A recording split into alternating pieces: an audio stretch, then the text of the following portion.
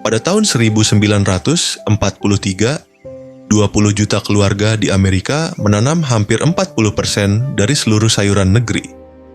Tanpa pupuk kimia, tanpa perusahaan besar, hanya dengan tanah, benih, dan 6 rahasia yang membuat panen mereka meningkat 3 kali lipat. Namun kemudian, industri pupuk merasa perlu agar Anda melupakan satu rahasia tanah yang bisa melipat gandakan hasil panen. Rahasia yang gratis, bisa memperbarui diri, dan tak bisa dipatenkan. Perlahan, ia dihapus diam-diam dari buku pelajaran selama 80 tahun. Hari ini, nilai industri pupuk dunia mencapai 200 miliar dolar per tahun. Pengetahuan yang membuat Anda mandiri, itu tak punya nilai bagi mereka. Maka dari itu, rahasia ini disingkirkan. Tahun 1947, industri pupuk senilai 200 miliar dolar itu lahir dari sisa-sisa pabrik bom Perang Dunia Kedua. Mereka punya kelebihan produksi dan butuh pelanggan. Cara paling mudah untuk menciptakan pelanggan adalah dengan membuat Anda lupa pada apa yang dulu kakek nenek Anda sudah tahu. Ketergantungan yang diciptakan secara sengaja. Arsip ini dibuka kembali dari tahun 1943. 20 juta keluarga tanpa bahan kimia menanam 40% dari sayuran Amerika di halaman rumah mereka sendiri. Ini bukan sihir, ini metode. Dan industri tak ingin Anda mengingatnya. Selamat datang di arsip hijau dari harta alam yang terlupakan. Dalam 15 menit ke depan, saya akan menunjukkan kepada Anda 6 rahasia tanah dari masa perang yang hasilnya masih mengalahkan pupuk modern. 6 cara yang tidak perlu biaya. 6 cara yang menyuburkan tanah, bukan mengurasnya. 6 cara yang tetap bekerja meskipun rantai pasokan terputus. Tak ada yang menjual pengetahuan ini. Ya, tak satu pun perusahaan yang untung jika Anda menggunakannya. Justru karena itu, pengetahuan ini dikuburkan. Tapi tanah tidak lupa. Dan kini Anda pun akan mengingatnya. Rahasia pertama, potong dan biarkan jatuh. Dulu, nenek Anda tidak repot membawa ranting atau daun kering ke tempat kompos. Ia juga tidak menunggu 6 bulan untuk proses pembusukan. Ia hanya memotong tanaman di pangkalnya dan membiarkannya jatuh di tempatnya tumbuh. Ini bukan kemalasan. Ini adalah bentuk perhatian. Coba perhatikan, lantai hutan tidak ada yang diangkut keluar. Daun jatuh, ranting patah, semuanya kembali ke tanah, di tempat asalnya.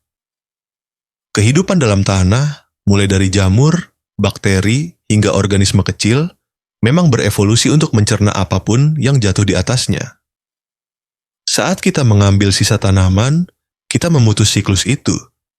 Tapi saat kita membiarkannya, kita menyempurnakan daur hidup tanah. Data USDA dari tahun 1943 mencatat, kebun Victory Garden yang menerapkan metode potong dan jatuhkan menghasilkan 3 kali lipat tomat, 2,5 kali lebih banyak kacang, dan 4 kali lebih banyak labu dibandingkan kebun yang membuang sisa tanaman. Tapi ada satu hal penting yang jarang dibicarakan. Lapisan sisa tanaman ini juga mengurangi kebutuhan air hingga 70%. Karena permukaan tanah yang tertutup sisa tanaman menjadi sejuk, mampu menyimpan kelembaban, dan menjadi makanan bagi mikroorganisme yang membangun struktur tanah. Struktur inilah yang menyerap air seperti spons. Anda tidak butuh alat khusus. Tidak perlu membeli apapun. Cukup berhenti mengangkut sisa tanaman. Potong batang tomat di akhir musim, biarkan di tempat. Potong sulur kacang, biarkan. Potong labu, tinggalkan saja. Biarkan tanah melanjutkan tugasnya. Ini bukan metode baru. Ini adalah cara lama yang sempat kita lupakan. Rahasia kedua, tanah hutan sebagai penyelamat. Jika tanah di kebun Anda tampak keras, pucat, padat, dan tak bernyawa, mungkin saatnya Anda menoleh ke arah yang lebih alami. Solusi yang Anda butuhkan sebenarnya tersembunyi tak jauh dari rumah. Ada di dalam hutan terdekat. Tanah bukan sekadar debu atau lumpur. Ia adalah ekosistem yang hidup. 1 sendok teh tanah hutan yang sehat mengandung lebih banyak makhluk hidup dibanding jumlah manusia di bumi. Bakteri, jamur, protozoa, nematoda seluruh semesta kecil dalam genggaman tangan. Dan makhluk-makhluk inilah yang membuat tanah bekerja. Mereka memecah bahan organik menjadi nutrisi yang bisa diserap tanaman, membentuk struktur tanah yang menahan air dan udara, serta melindungi akar dari penyakit. Tanah yang mati tak punya semua itu. Ia hanya tumpukan partikel. Tapi nenek Anda dulu tahu satu rahasia. Anda tidak perlu membeli mikroorganisme, karena alam sudah menyediakannya. Pergilah ke hutan bukan taman kota, tapi hutan yang tanahnya belum terganggu. Cari tempat di bawah pohon tua, singkap sedikit daun kering di atas permukaan. Di bawahnya Anda akan menemukan tanah yang gelap, gembur, dan harum, seperti bumi yang segar. Ambil beberapa genggam saja. Itu sudah cukup. Organisme di dalamnya akan berkembang biak dengan cepat. Bakteri bisa membelah setiap 20 menit. Jamur menjalar dalam jaringan bawah tanah, tumbuh inci demi inci setiap hari. Beberapa genggam tanah hutan bisa menjadi ribuan dalam hitungan minggu. Panduan Victory Garden tahun 1943 bahkan secara khusus menyarankan ini. Ambillah tanah dari kawasan hutan sehat dan campurkan ke dalam bedengan kebun. Pengetahuan itu sempat tercatat, lalu dilupakan. Tak ada yang bisa menjual tanah hutan. Tak ada perusahaan yang untung saat Anda memungut segenggam tanah dari alam. Tak ada hak paten untuk makhluk hidup yang telah berevolusi selama jutaan tahun. Tapi pengetahuan ini bertahan dalam praktik di kebun-kebun kecil, di keluarga-keluarga yang tidak pernah berhenti menanam. Dan sekarang, pengetahuan itu hidup kembali. Tahun 1944, seorang nenek bernama Margaret dari Ohio mencatat semua pengalamannya dalam jurnal kebun. Catatannya masih ada. Dan di situ tertulis, tanah hutan mengubah segalanya.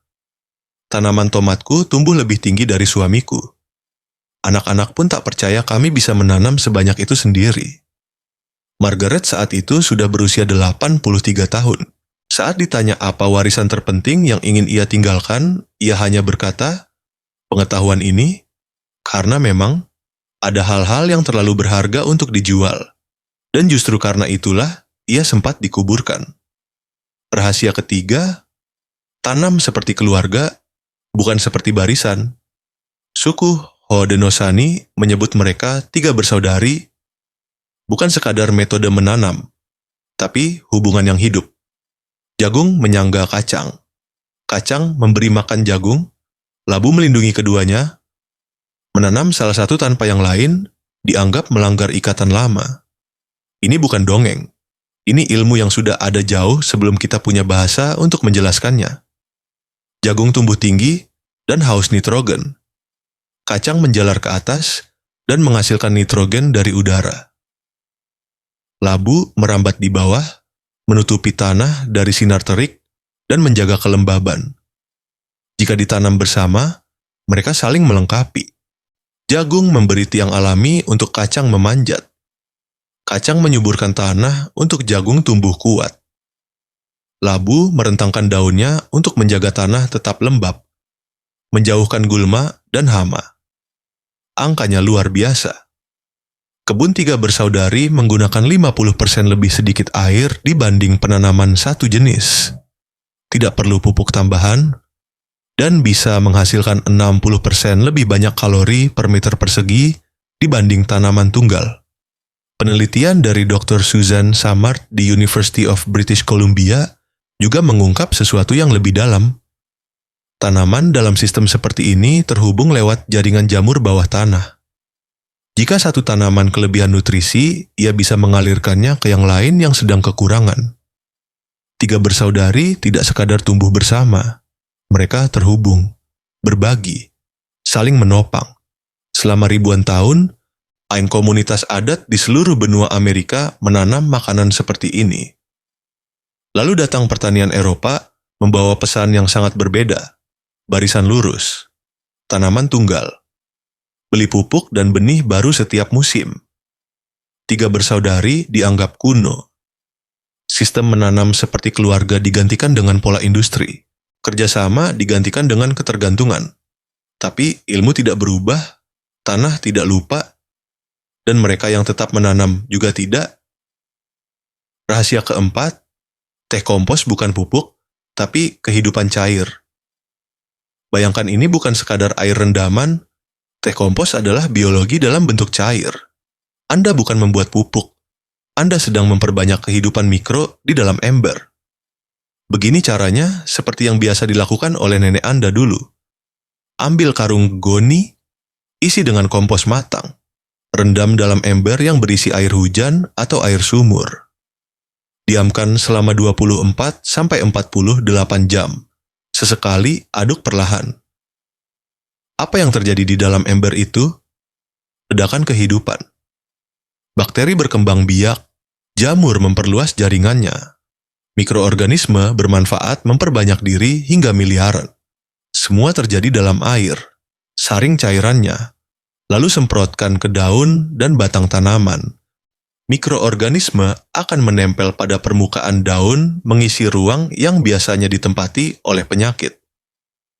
Sebagian lagi masuk ke tanah, menghidupkan kembali proses alami yang memberi makan akar tanaman Anda.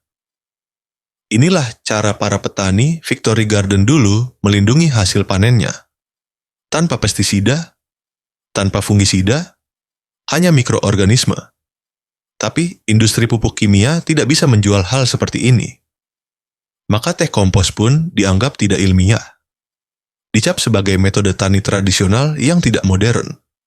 Sementara itu, industri fungisida kimia berkembang pesat kini bernilai 14 miliar dolar per tahun. Anda bisa saja membeli produk mereka, atau cukup buat sendiri teh kompos di ember di rumah. Organismenya gratis, airnya pun gratis. Dan pengetahuannya nyaris hilang tapi belum sepenuhnya. Rahasia kelima, mulsa hidup jaga tanah tetap bernapas sepanjang musim. Ada satu prinsip sederhana yang dulu nenek Anda yakini.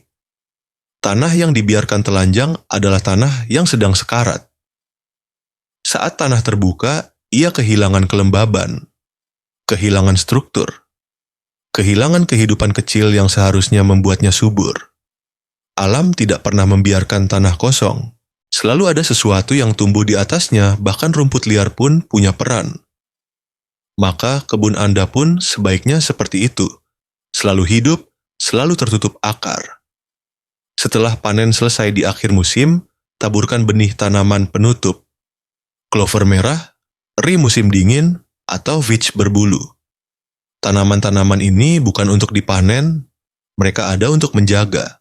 Mereka adalah lapisan pelindung alami seperti selimut hangat bagi tanah yang lelah. Clover dan veach menyerap nitrogen dari udara dan menyimpannya di akar. Pupuk alami langsung dari biologi. Eri menembus tanah yang padat, membuat saluran kecil untuk air dan udara, memperbaiki struktur tanah dari dalam. Semua akar ini menghidupkan kembali tanah yang nyaris tidur, seperti membangunkan tubuh yang kelelahan. Mereka meneduhi permukaan tanah, menjaga kelembaban, dan memberi makan mikroorganisme yang butuh akar hidup sebagai pendamping. Tanpa akar hidup, koloni mikroba cepat menghilang. Lalu di musim semi, cukup potong dan biarkan jatuh. Siklusnya terus berlanjut tanpa henti. Tapi mengapa hal ini tidak diajarkan? Karena tidak ada untung dari benih yang tidak dipanen. Tidak ada pendapatan dari pupuk yang tidak dibeli. Tidak ada pasar untuk orang yang mandiri. Pengetahuan ini membuat Anda cukup dan cukup bukanlah bisnis. Padahal, tanaman penutup membuat tanah tetap hidup sepanjang musim dingin. Mereka menciptakan kesuburan bahkan saat Anda tidur. Dan biayanya hampir tak ada. Sedikit benih, sedikit waktu, dan tanah Anda pulih dengan sendirinya. Pengetahuan ini memang jarang ditulis, tapi tetap bertahan di sela-sela kebun kecil, di hati para penanam yang tidak pernah lupa. Mereka yang percaya bahwa tanah bukan sekadar media, tapi makhluk hidup yang perlu dirawat. Rahasia keenam, simpan benih, dan biarkan ia belajar dari tanah Anda. Saat Anda membeli benih dari toko, yang Anda beli sebenarnya adalah genetika yang dipilih untuk tanah orang lain, iklim orang lain, dan kondisi yang tidak selalu cocok dengan halaman rumah Anda. Mereka tidak mengenal musim hujan yang datang tiba-tiba di daerah Anda. Tidak tahu serangan hama lokal yang muncul setiap pergantian bulan. Tidak paham bagaimana tanah Anda bekerja. Tapi saat Anda menyimpan benih dari kebun sendiri, Anda sedang menciptakan genetika yang perlahan-lahan belajar, mengingat, dan menyesuaikan diri dengan lingkungan Anda. Inilah adaptasi sejati, bukan teori di laboratorium, tapi praktik di tanah yang Anda injak setiap hari. Benih dari tanaman terkuat di kebun Anda membawa kode ketahanan yang telah teruji. Ketahanan terhadap embun pagi yang turun di halaman Anda, terhadap musim kering yang hanya Anda tahu kerasnya, terhadap serangan ulat dan kutu yang datang seperti jam tiap tahun. Ketika Anda menanam benih itu kembali tahun depan, mereka tumbuh lebih kuat, simpan lagi, tanam lagi, dan generasi demi generasi akan semakin cocok dengan rumah Anda, seperti keluarga yang tumbuh bersama tempat tinggalnya. Dulu, para petani Victory Garden di masa perang sangat memahami hal ini. Mereka memilih benih dari tanaman terbaik, lalu mengeringkannya perlahan di tempat teduh, menyimpannya dalam toples kaca yang disimpan di tempat sejuk, gelap, dan kering. Beberapa bahkan membuat perpustakaan benih kecil, bukan hanya tempat penyimpanan, tapi juga catatan hidup dari tanah yang mereka rawat. Ketika pengungsi perang harus melarikan diri dari tanah air mereka tidak bisa membawa banyak barang. Tapi ada satu hal kecil yang sering mereka pilih untuk dibawa, segenggam benih. Itu bukan hanya harapan, itu adalah kehidupan yang bisa tumbuh kembali di tempat baru. Saat ini, industri benih global bernilai lebih dari 63 miliar dolar per tahun. Sebagian besar keuntungan itu bergantung pada satu hal sederhana. Membuat Anda membeli benih baru setiap musim. Lagi dan lagi. Tanpa henti. Menyimpan benih sendiri adalah tindakan kecil yang mengancam sistem besar itu. Maka jangan heran jika kebiasaan ini dianggap kuno. Dianggap tidak ilmiah, perlahan disingkirkan dari buku panduan berkebun modern. Padahal, nenek Anda dulu tidak perlu katalog warna-warni. Ia hanya butuh satu toples bening di rak kayu dapurnya. Dan di dalam toples itu, ada lebih dari sekadar biji tanaman. Ada pengetahuan, ada ketahanan, ada kemerdekaan, 6 rahasia, potong dan biarkan jatuh, tanah hutan, 3 bersaudari, teh kompos, mulsa hidup, simpan benih. Ini bukan trik berkebun, tapi warisan bertahan hidup. Metode yang memperbaiki tanah, bukan merusaknya.